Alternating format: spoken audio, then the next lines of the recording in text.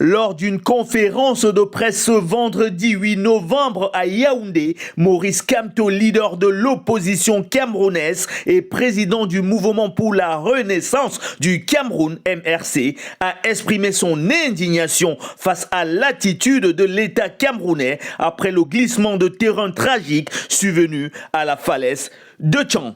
Cet éboulement a fait de nombreuses victimes, laissant des familles dévastées et un pays en deuil.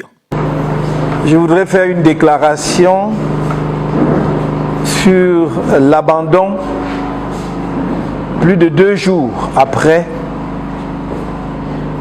des Camerounais ensevelis suite aux éboulements survenus à la falaise de Tchang et le manque d'humanité du régime RDPC.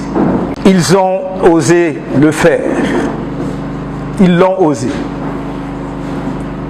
Abandonner des dizaines de compatriotes qu'ils avaient laissés piégés par les éboulements à la falaise de Sanchou par Tchang après les premiers éboulements survenus le 5 novembre 2024 à 11 h pour aller fêter le 42e anniversaire de l'accession au pouvoir du président national de leur parti, le RDPC. On aurait pu épargner les vies humaines perdues. Le leader du MRC a rappelé que cette situation met en lumière l'absence de dispositifs de prévention et de gestion des catastrophes naturelles au Cameroun. En effet, comme je l'ai dit dans ma première déclaration du 6 novembre sur cette catastrophe, dès la survenance des premiers éboulements à 11 h, l'urgence était de fermer l'accès à la falaise en 3 points. Au niveau de Mélon, pour les véhicules arrivant de Douala ou de Bafang, à Sanchou, pour les véhicules de cette ville allant vers Tchang ou vers Mélon, à l'entrée de la falaise et en sortant de la ville de Tchang.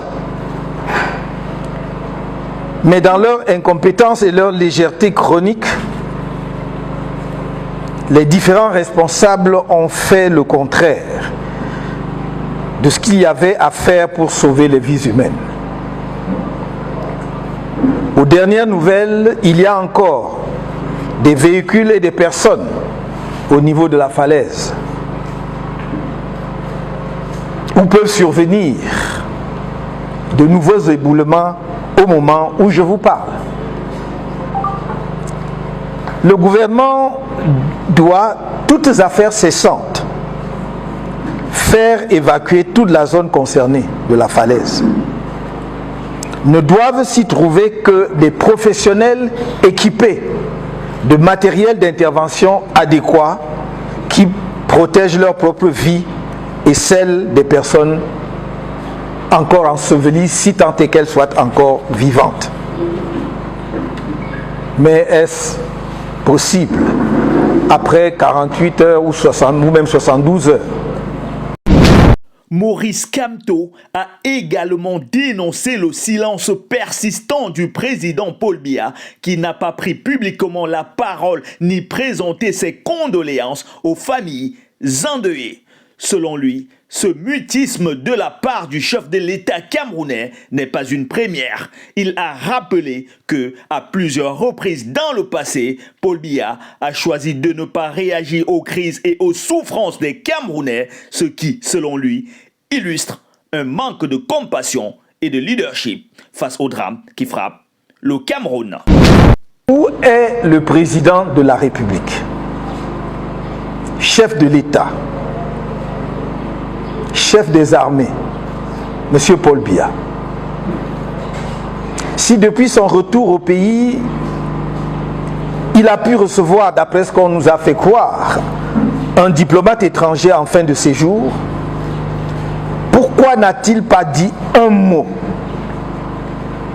fait un communiqué plusieurs jours après le drame, alors que des dizaines de ses compatriotes restent ensevelis et abandonnés à une issue fatale?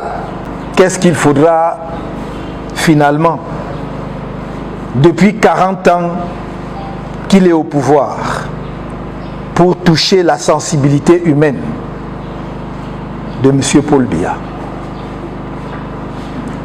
Il s'est montré froid et distant face aux Camerounais victimes de la guerre contre Boko Haram. Les populations des régions anglophones du nord-ouest et du sud-ouest plongées dans la guerre civile. Diverses catastrophes naturelles, dont les victimes récentes de l'éboulement du mont Bankolo d'octobre 2023, qui a tué au moins 30 personnes. De l'accident de la circulation survenu le 9 octobre 2024 à Kombé, sur la route Yaoundé-Saint-Mélima. Et les inondations de la région de l'extrême nord. Même aux courageux militaires et éléments des forces de sécurité nationales tombés au champ de bataille, il a refusé ostensiblement de montrer la moindre émotion, empathie ou chaleur humaine, qui sont à distinguer d'une quelconque assistance matérielle, si importante soit-elle, ou financière, quel qu'en soit le montant. Encore que même pour l'assistance, il n'a pas toujours pris toute la mesure de la détresse réelle de ses compatriotes. Nos morts sans sépulture crient encore sous les décombres du train fou des Eka du 21 octobre 2016. Leurs âmes, comme celles des morts de Ngouaché en 2019 et ceux de la falaise de Tchan du 5 novembre 2024, trouveront-elles jamais la paix? Un père peut-il apprendre l'engloutissement de ses enfants sans entonner le deuil ou exprimer la moindre douleur? C'est bien d'envoyer des mots de réconfort aux dirigeants des pays étrangers frappés par les catastrophes. Mais nous ne recevons jamais le réconfort des autres pays, parce que nos dirigeants se comportent comme si la tragédie qui frappe le Cameroun ne les concernait pas. Comme si les victimes n'étaient pas des êtres humains, des gens dignes de compassion. L'importance de la très haute fonction de président de la République tient aussi, et peut-être d'abord, comme nous l'observons sous d'autres cieux, à cette empathie, cette sensibilité humaine envers ses compatriotes en détresse. Le silence du président de la République en fonction devant la tragédie en cours, où des dizaines de ses compatriotes sont ensevelis depuis des jours, est inadmissible. Elle est simplement inhumaine. Il faut aimer les gens et leur en donner les preuves pour avoir la légitimité de les diriger. Y a-t-il un chef de gouvernement dans ce pays? Monsieur le Premier ministre Joseph Ndiongouté, que faudrait-il pour que la tragédie de vos compatriotes ensevelis à la falaise de Tchan vous touche? À quoi cela sert-il d'être chef de gouvernement si vous n'aimez pas les gens que vous êtes censés gouverner? Monsieur le ministre de l'administration territoriale, à quoi servent les milliards de budget engloutis chaque année dans la fameuse direction de la protection civile. Le ministère de la Défense, à travers le génie militaire, aurait pu tenter de secourir les malheureux compatriotes toujours ensevelis. Il n'en est rien, hélas.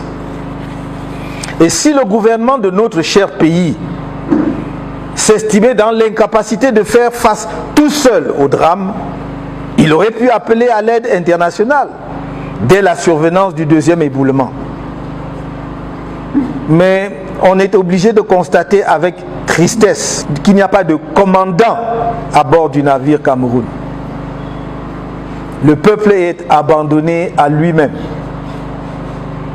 Les fameuses hautes ou très hautes instructions du président de la République, dont des membres de son propre gouvernement contestent publiquement l'authenticité, ne suffisent plus à masquer la situation. Qu'est venu faire le ministre des Travaux publics sur la fosse commune de la falaise de Tchang, où l'incompétence de leur régime a conduit à l'ensevelissement de dizaines de nos compatriotes qui espéraient sans doute un sauvetage?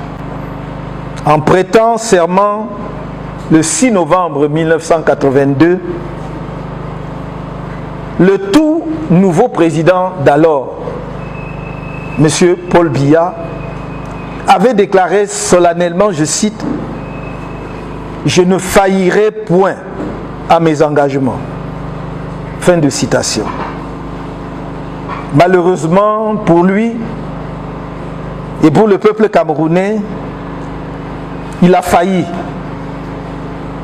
Et cela depuis longtemps déjà, accompagné dans sa dérive par des flagorneurs sans foi ni loi qui ont préféré abandonner ses compatriotes ensevelis pour aller fêter le 42e anniversaire de son avènement.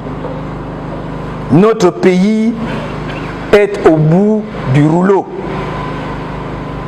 où le changement n'est plus simplement une nécessité démocratique, mais une exigence existentielle. Que Dieu protège le Cameroun. C'est le moins que l'on puisse dire. Que Dieu protège le Cameroun et condoléances aux familles des victimes.